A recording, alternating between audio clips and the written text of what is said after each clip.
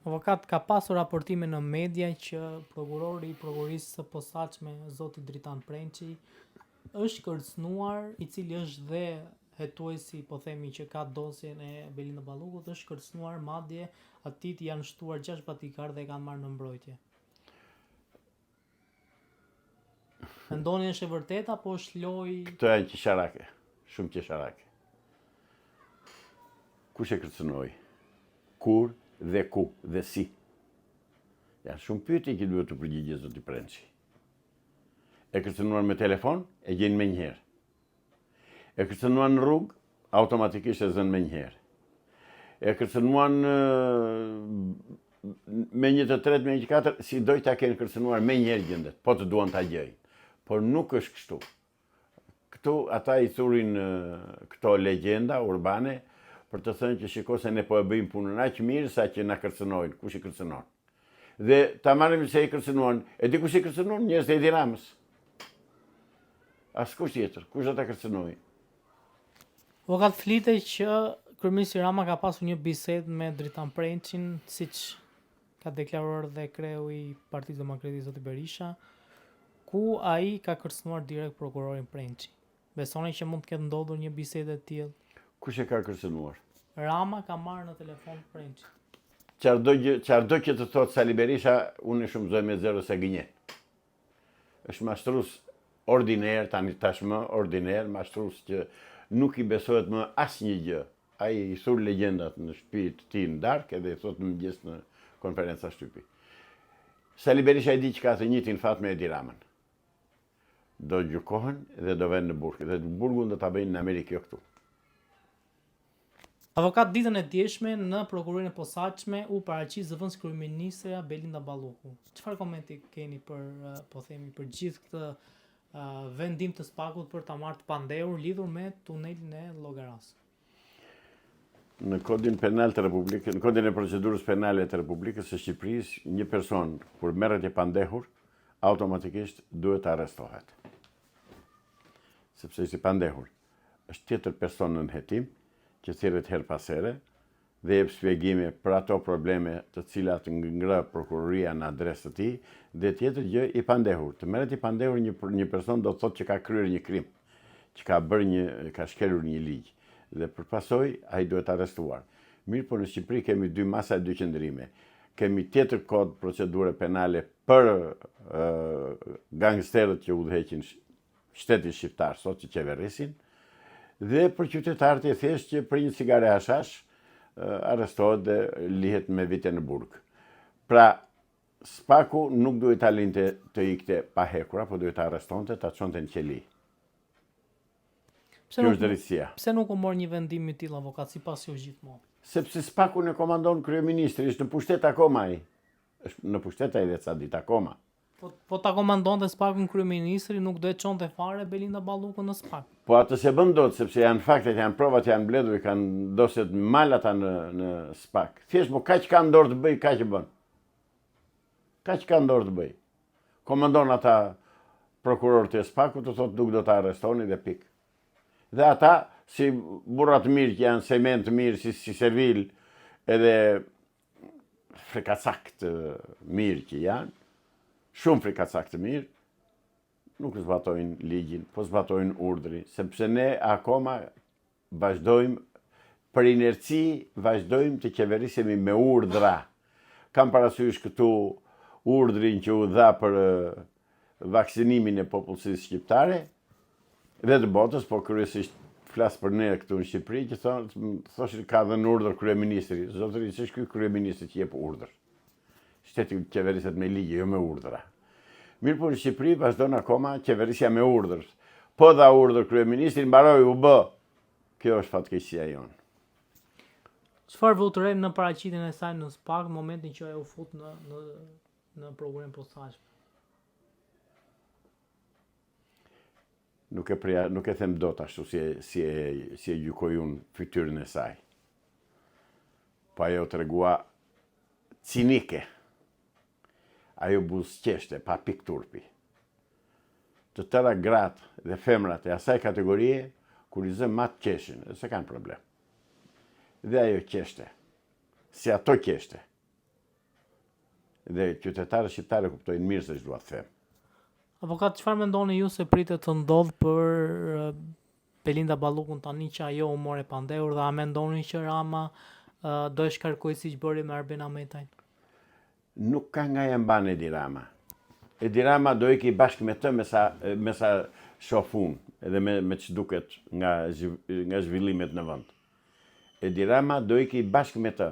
Kanë vjedhur bashk, kanë grabitur bashk, kanë mashtruar bashk, i kanë bërë të tëra bashk. Dhe kur them të tëra, këtë merreni 100% të tëra i kanë bërë bashk. Kështu që Edi Rama është me të. Kur thoni Edi Rama është me të, ju thoni që Spaku mund të shkojë deri aty sa të marrë pandehur dhe kryeministrin sipas jush? Do vej ora i do ta marrë dhe kryeministrin pandehur, po duhet bjerë qeveria, po u arrestua dhe kjo, se prandaj se arrestojnë këtë. Duke arrestuar dhe këtë, aktualisht qeveria ra, sepse dy zëvendës kryeministra marrën narratin, përjashtojnë nga puna, shkarkohen për vjedhje, për mashtrime dhe për përvetësime. Spaku ka atë tjetrën sëmundin e madhe, që nuk e shëron dot, që nuk merret me parat, po merret me letrat. Jo, zotërin Spakut, jo. Nuk jemi dakord me ju kështu. Ju duhet të ndiqni paran, ku shkon paraja, ku kanë vajtur parat e popullit. Se janë këtë Bir Selmani nënës këtë qaj më parë, tuneli Llogaras, inceneratorët, tigrat, nuk i maj mend të tëra që kanë vjedhur e që kanë grabitur këta. Nuk mund t'i kujtosh edhe ti numërosh të tëra në një intervistë në qerekore 20 minuta që bëj me juve. Këta janë që nuk ka ku t'i zërqeni. Kaq poshtë kanë rënë, kaq të pandershëm janë në marrëdhënien me popullin.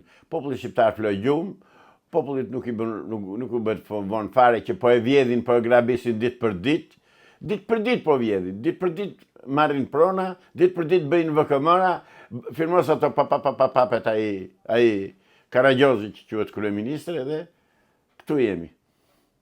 Avokata, duhet kishte dhënë dorëheqjen Belinda Balluku? Me njerë duhet të jap, edhe akoma edhe nuk është, ajo nuk mund të jap dorëheqjen sepse s'ka nga vete. Po dorëheqjen duhet ta jap se s'bën, sepse do t'i nënshtrohet hetimit dhe akuzave që i bëhen. Po këtu është vendosur diktatura, duhet të kuptoni një gjë. Partia nuk i dënon njerëzit me drejtësinë e ligjit dhe të kushtetutës. Partia e njerëzit i dënon me drejtësinë e saj. Vetëm kur i metet qefi njëshit, dikur kishim Enverin, tani kemi këtë mostrën tjetër, këtë Karagjozin, Edi Ramën. Vetëm po i prish qefi ati, dënohen ata krerët edhe drejtuesit e partisë. Të tjerët jo, po se prish qefi ati nuk dënohen. Dhe të vjedhin, të vrasin, të bëjnë qartë duan. E din ai, gjithë bota dhe të thonë, tha njëra njëherë e ka mirë me të zonë. E kanë mirë me shefin. Dhe për çdo gjë buriveshin, këta nuk thonë kryetari ose sekretari, po thonë shefi. Shefi ka zënë vend fjala shefi që nga komuna, edhe që nga kryeplaku i një fshatin humbëtir, deri këtu në kryeministrinë në presidencë. Kemi plagë të mëdha shoqërore. Janë mbyllur me 10 shkolla në gjithë Republikën. Janë boshatisur qindra fshatra. Po goditet bujqësia, prodhimet bujqësore shqiptare në mënyrë më të paskrupull. Jo më larg se sot, pash në media, zotin Ali Mullaj nga Konispoli, ja harrova emrin si e ka, po pak rëndësi ka, e din dhe qytetarët, që shpifen dhe thonë dhe akuzojnë si kur produktet tonat, mandarinat edhe portokallat, janë me hormone apo janë të infektuara e ku diun. Kjo është një veprimtari tërësisht dhe thellësisht armiqësore e Edvin Kristaq Ramës për të goditur prodhimin vendas që të vinë mandarinat dhe portokallat e artës në Shqipëri. Për këtë bëhet, prandaj ju drejtojmë juve qytetarëve shqiptar. Mos besoni këtë propagandë të ndyrë, se e kam thënë, komunistët janë mjeshtra në propagandë, në mashtrime, në gënjeshtra. Këta kurvar politik janë të pa fytyrë. Vetë edhe kritikon mandarinat e Korispolit që janë një mrekulli. Pse se duhet të shiten mandarinat e eksportuara nga biznesmenët e Edi Ramës e Sali Berishës? Turp të vi! Turp të vi!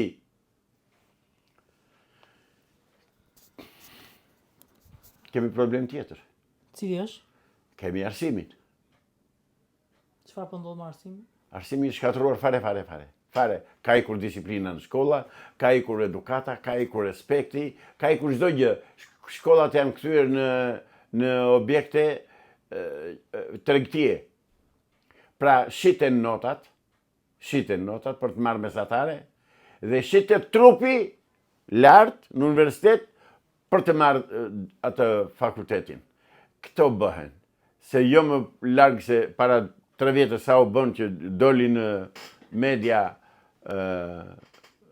që pedagogu i thoshte studentes kur të vish të japësh provimin do shikosh në tavan. Këto janë hyneret e kësaj klase politike komuniste që po qeverisë Shqipërinë. Se janë komunistët të pushtet, pa diskutim. Pas një presje. Avokat në Tiranë ka qenë zëvendës ndihmës sekretari amerikan i shtetit, ku ka takuar drejtuesit e SPAK, Dumanin dhe Brown, Klodian Brown, ka takuar ministrin e brendshme të Shqipërisë, ka takuar ministrin e drejtësisë, ka takuar dhe Gazmend Bardhin dhe Belin Kolliçi. Çfarë vini re tek kjo vizitë e ndihmës sekretari? Do ta filloj nga këta të dy të fundit. Këta kot nuk e di pse i ka thirrur dhe çka biseduar me ta, sepse këta s'kan asnjë vlerë në politikën shqiptare. Fare, sepse s'ka më opozitë në Shqipëri, kemi thënë, është fakt dhe nuk e konteston dot kurkush. Ndërsa që ka kontaktuar me ministrin e brendshme, nuk e di, drejtorin e policisë shtetit e ka takuar apo jo, se di, që ka takuar këta të SPAK-ut e tjerë, gjithë këta personat që merren me zbatimin e ligjit, do të thotë që ka ardhur dhe u thotë zbatoni ligjin dhe filloni me njëherë arrestimet. Unë kështu e kuptoj. Unë e kuptoj që duhet fillojnë arrestimet me njëherë, në mos kanë filluar që sonde në darkë. Edhe të vazhdojnë nesër pas nesër. S'mban më ujë pilafi, amerikanëve u ka ikur durimi, unë e shoh. Këta po tallë, ky Edi Rama po u bën kashillëk për ditë amerikanëve, dhe ose marr vesh pse asgjë ju, po i drejtojmë juve të ambasadës amerikane në Tiranë. I raportoni këtë situatë ju në Washington apo se raportoni? Dhe si shpjegohet që ju nuk ndjeni për me këtë karagjos që po qeverisë Shqipëri dhe po vjet në të 4 anët? Ne zotëri jemi në një situatë të tillë dhe në një klim të tillë që duhet urgjentisht të kthejmë pronën e Zotit, të urgjentisht të abrogohet ligji 7501, ligji vëllavrasës, ligji që vret shqiptarët, të kthehet prona e Zotit. Unë prapu bithirje emigrantëve shqiptare. Ktheuni more në vendin tuaj, ktheuni more në Shqipëri, por nuk u them ktheuni votoni për Fatosin apo për Salihun, se këta një markë janë të tërë. Këta një EPG janë të tërë. Po ktheuni dhe dilini Zot pronës, ktheuni dhe merrni pronat tuaja që kanë marrë me ligj, merrni me forcë. Merrini me forcë pronat tuaja se i keni letrat dhe i dini ku i keni. Mbroni pronat tuaja, mbroni shtëpitë tuaja, mbroni tokat tuaja. Ktheuni, u them, dilini Zot vendin, se aty e keni perëndimin. Shkoni kur të doni, por nëse do mini pronat tuaja, do t'u jetë lind nevoja për t'i kur jashtë, sepse në Shqipëri po vinë dhe po shiten vetëm produkte serbe dhe po goditjet në mënyrë më të pandershme, më kriminale prodhimi vendas. Ktheuni, u them emigrantëve, prap, ktheuni.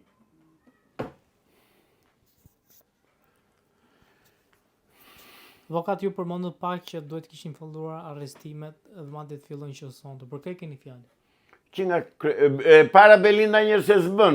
I dyti Sali Berisha që nuk e kuptoj pse e lën të lirë dhe Barbalis ditë për ditë dhe jep konferenca shtypje, mashtron gënjen shqiptar që ajo detyrë ka marrë.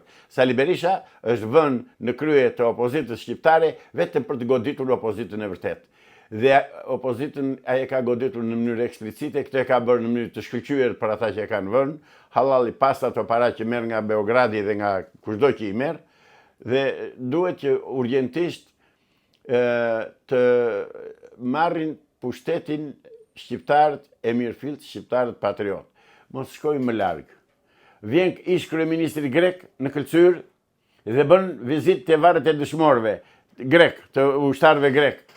Zotëri, kush tha që janë ushtarë grek ata? Çfarë analizë është bërë? Çfarë marrëveshje ndërkombëtare është bërë? Çfarë ashtu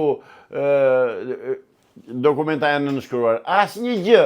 Të tëra këto i ka bërë Ilir Meta me Sali Berishën. Dhe ata i vendosën atë Qiban në Këlqyr, të cilin duhet ta heqim me çdo kusht.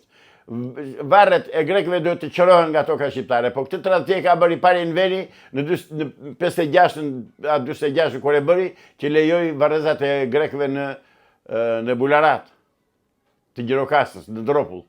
Dhe që aty, se ai e ka bërë marrëveshjen e parë dhe vazhdon akoma marrëveshjet që ka bërë greku me grekët, Enveri me grekët. Pse? Pse e them këtë? E them sepse lexoni librat e historisë të shkollave, as gjikundi nuk gjen një fjalë që të thuhet se grekët na kanë sulmuar disa herë dhe sulmet e fundit kanë qenë në gusht të 49-s. Nuk i thot njeri këto. Fare. Pra, ne e kemi problemin tek udhëheqjat e tradhtare shqiptare. Ne na qeverisin spiun të huaj, pik, ne nuk na qeverisin shqiptar. Ne në Akademisën e Shkencave nuk kemi shqiptar, ne kemi ca spiun atje dhe ca njerëz të shitur që nuk zbatojnë detyrën për të cilin i paguan taksa paguesi shqiptar, po i binden politikës dhe ideologjisë Çubrilovicit dhe të Megalides. Kjo është situata jonë. Avokat, kush mendoni ju që e ka rallën pas Belinda Ballukut që paraqitet në SPA? Shefi i saj, Edi Rama. Ai ishte kryesori që i bën të tëra. Pa firmën e atij nuk bëhet asnjë gjë. Ka arritur deri aty sa ka marrë hipotekën, e ka marrë në kontroll vet. Dhe nuk e vet asnjë dokument në hipoteka, nuk del. Që të marrësh një dokument, një vërtetim, certifikat pronësie në hipotekë, duhet paguash 5.000 deri 7.000 euro. Këtë e them me përgjegjësi sepse më kanë ardhur qytetar dhe më kanë thënë, na ndihmo se je avokat të marrim dokumenta se kemi tëra dokumentat në rregull dhe përgjigjet e hipotekës janë është në studim. Shkon atje nuk të pret njeri dhe tradhtin më të madhe që ishte bërë këtij populli dhe nuk po ndihet njeri më po. Ore po më habit kjo tolerancë ekstreme e të vdekurve në Shqipëri. Si ore nuk thot njeri pse i mbyllë zyrat zotëri, se unë të kam votuar, të kam dhënë të drejtën, të më qeverisësh, të hapësh zyrën, të më presësh, të më dëgjosh, të të qaj hallin, të ma zgjidhësh hallin ose jo, të më përcjellësh me një arsyetim të ligshëm, logjik, nëse më zgjidhet ose nuk më zgjidhet problemi për të cilin të vi. Këtu ku të vesh, kjo thot, tani kanë zori dhe atë tjetër. Tani u drejtojmë juve zotërinj qytetar shqiptar. Bëjni telegrame diellës, të vi diella të na shpjegoj dhe të na zgjidh hallet, sepse diellën buri djalli i madh, Edi Rama, djalli buri diellën dhe po na drejton nëpërmjet diellës edhe nëpërmjet internetit që askush nuk arrin që të zgjidh një problem nëpërmjet asaj të shkruajturës e Albeni. Avokat, ditën e djesh monda nga jeta ish kryeministri Fatosnano. Keni një konsiderant për... Ka ikur një armik i betuar i kombit shqiptar. Dje, ka ikur një armik i betuar i kombit shqiptar. Një agent i agenturës greke, shërbyes i agenturës greke, dhe unë kam rast personal që kam debatuar me atë njeri në hotel Divani Karavel në Athinë në vitin 2004, që ka qenë qershore i 2004-s në mos gaboj, që erdhi para zgjedhjeve që do bëheshin këtu në Shqipëri për fushat. Dhe mbasi e pritëm një orë e ca në sallën ku ishin mbledhur emigrantët shqiptar, erdhi i bër full me alkool dhe midis tjerash, prezent ka qenë Bashkim Zeneli, ambasadori i Shqipërisë në atë kohë, në Greqi, tjetër komunist, ai më komunist se këta.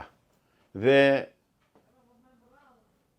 tha që kishte për të thënë, vajte një 4-5 veta me copa letre, kështu që u ngritën dhe i thurën lavdi Fatosnanos, e pa që mbaruan ata, kërkova lejen. Tha Bashkim Zeneli, mbaruan diskutimet, tha si mbaruan, i thash. nëse kemi komunikuar me kryeministrin. Do ta dëgjojmë një çfarë, të na dëgjojë një çfarë kemi për të thënë dhe pastaj këto që ju them zotëri qytetarë shqiptar, janë në arshivin e Top Channel dhe të televizionit shtetëror të Tiranës. Diku i kam dhe unë të regjistruara, por atje e keni pas fare. Dhe them zoti foli dhe tha populli shqiptar, tha me disë të tjera, populli shqiptar tha ka jetuar dhe jeton prej shekuj në harmoni të plot me minoritarët grek në Shqipëri, të cilët jetojnë në trojet e tyre. Kur tha fjalën në trojet e tyre, mua më ngjesh leshemisht e kokës, thash çfarë po bëhet këtu? Edhe i tha, më lej, tha mbaruan diskutimin, tha jo, tha s'kam folur, i thash, që na dëgjoj kryeministri çfarë do themi. Zoti kryeministri, thash, në fjalën tuaj ju thatë midis të tjerash që shqiptarët kanë jetuar në harmoni të plot me minoritarët grek të cilët jetojnë në trojet e tyre. Mund të ma shpjegoni këtë fjalë në trojet e tyre, zoti kryeministri, thash? A ju bë me njëre esëll, me njëru përmend, tha,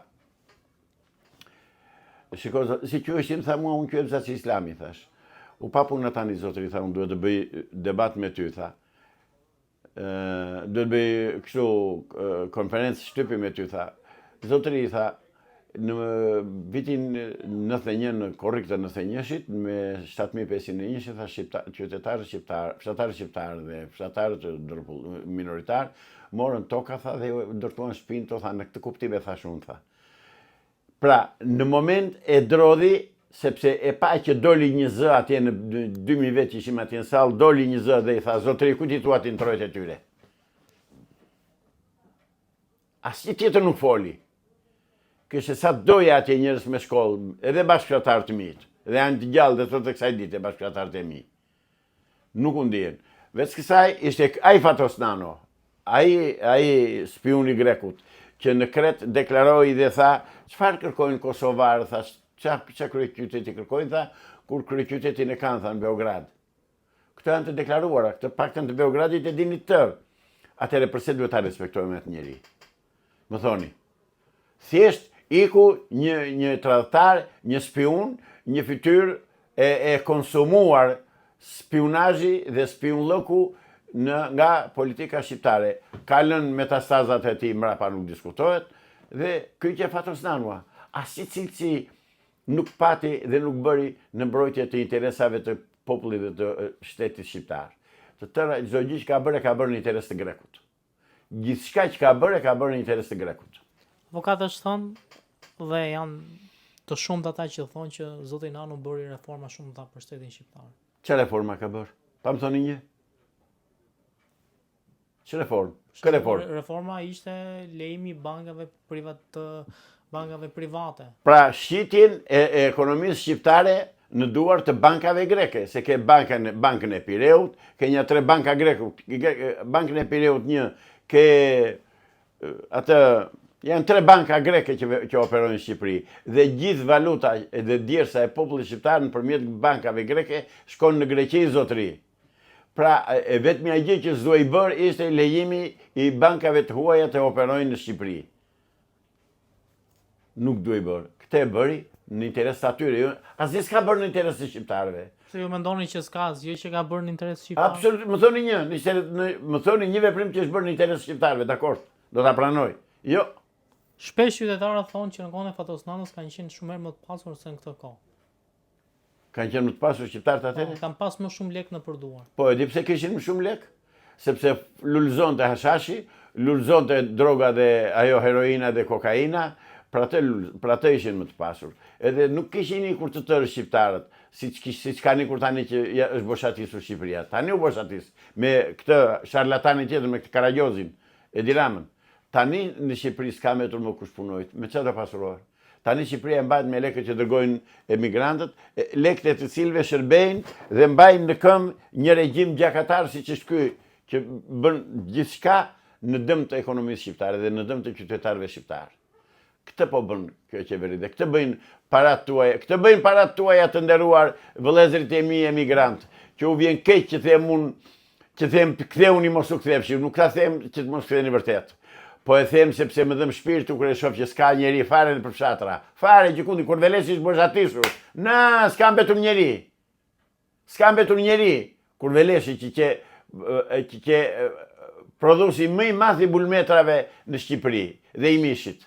Tani s'ka më njeri, nuk gjen një pul në kur Veleshi, jo më të gjesh kope me bagti. Pra këtë politik bëjnë këta tradhtar, këta mason, ose njerëz të shitur të masonët, tek anti-shqiptarët më të mëdhenj që kemi sot në botë. Avokat, ka pasur shumë zëra dje dhe sot figurat njëra publike që e kanë vlerësuar zotin Nano. Unë nuk e di kush janë këta zëra dhe çfarë kanë thënë, ç'të mira kanë thënë Berisha për këta. shembull, Po Berisha që ka vjedhur bashkë me të, që mos e vlerësoj Berisha, ç'a bën kështu? Berisha është më anti-shqiptar se sa Nanua. Që i zoti për një gjë, u mbështet dhe nga jashtë që të mbulonte atë fytyrën e vërtet të ujkut, kishte vënë lëkurën e qëngjit, dhe u tallë me shqiptar disa shumë vjet. Midis atyre që ka tallur ai jam dhe unë, se e besova duke menduar që ishte i djathtë. Dhe madje për këtë më kanë akuzuar, më kanë thënë ke qenë me Berishën se ke vajtur e ke folur me të në kamës. Po, vajta për të në kamës, duke besuar që ke antikomunist për ta ngritur popullin në përmbysje të Edi Ramës. Ku e dija unë se ai që më Edi Ramës se Edi Rama. Pra këta e mbështesin ato Fatosnano, nuk e mbështesin njerëzit e zgjuar, nuk e mbështesin patriotët, nuk e mbështesin ata që u dhëm Shqipëria, absolutisht jo. Ata thonë këto që thash unë, dhe unë ditë të më kaq, kur deklaron, se harrova diçka të thoshja, kur ishim në Athinë, që foli Fatosnano, në krah të djathtë të tij kishte nën kryetarin e Bashkisë Athinës.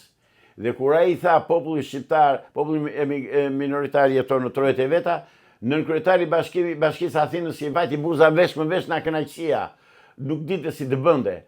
Kur 2 minuta më vonë, kur ndërhyra unë dhe ai, se këto janë të dokumentuara, se do thonë njerëzit mburret këtu, jo, e kam të dokumentuara këto i them. I thash, ç'është kjo që thua? Na i bëre vendas aty, edhe ky e mohoi që tha e kisha fjalën për shtëpitë që ndërtuan thanë tokat që u dhash 7501. Atëherë nën kryetari i Bashkisë Athinës u zëmundzi, u bëster dhe u ngreiku. Ky që Fatosnanua. Dhe këta janë ata që e mbrojnë dhe që e vlerësojnë dhe që kanë shpallur dhe ditëzje. Jo të nderuar qytetar shqiptar, nesër të dalim të hedhim vallet e shesit Skënderbej, se u qërua, u zhduk një anti-shqiptar, një antikombëtar. Pik.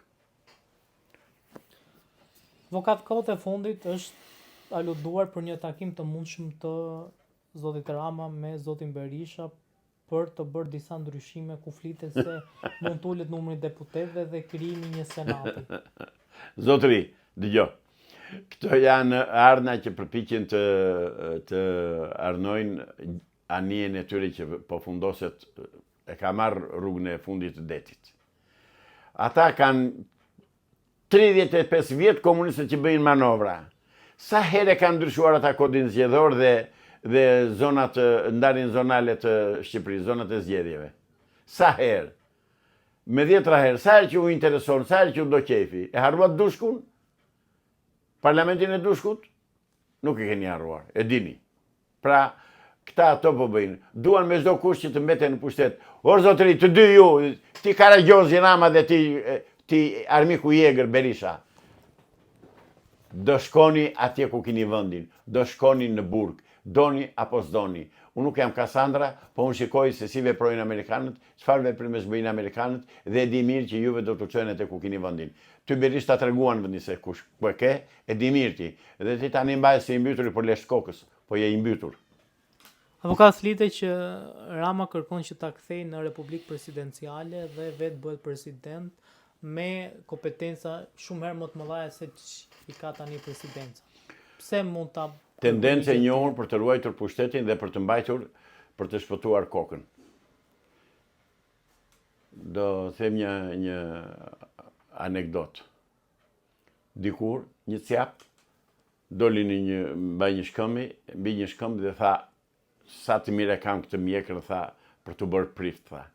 Pak më tutje, ishte ujku, dhe i thot ujku, po të lash unë ty, tha, do bëjsh dhe spot ti, tha, jo vetëm prift, kush e lëra të bëhet president. Me të vërtet e keni, Ai ishte njeriu më i korruptuar sot në botë, jo në Shqipëri, e do ta lënë të bëhet president. Ajo është gënjen këta që ka më vete, gënjen patronazhistët. Se atë në pushtet tani e mbajt patronazhistët dhe policët.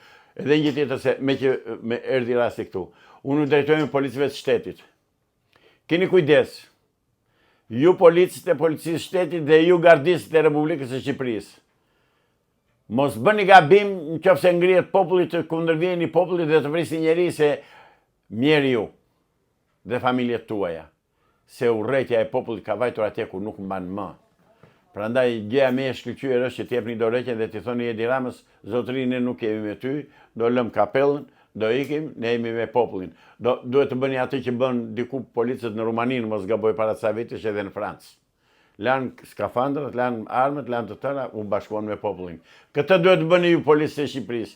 Ju që paguani me thërrimet që lën Belinda Balluket me shoqe. Ju me ato paguheni. Kaq. Avokat, kush mendoni që do e pengoj zotin Rama të mos bëhet president? Nuk mund të bëhet. Po kush do e pengoj?